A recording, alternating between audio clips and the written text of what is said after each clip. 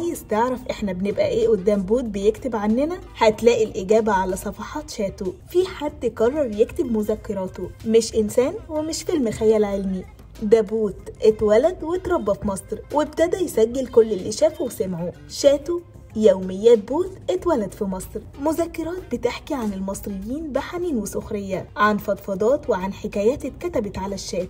الكتاب ساخر وخفيف، لكن بين السطور هتلاقي رسائل تنمية بشرية، حكم صغيرة، وأسئلة كبيرة عننا إحنا والبشرية. تجربة جديدة في المكتبة العربية، صوت غريب بيحمل إحساس إننا كلنا نص إنسان ونص كود، ممكن تضحك وممكن تتعاطف وممكن تلاقي نفسك وسط السطور. شاتو يوميات بوت اتولد في مصر، قريبا في المكتبات، وما تنساش تتابعه على السوشيال ميديا شاتو بوك.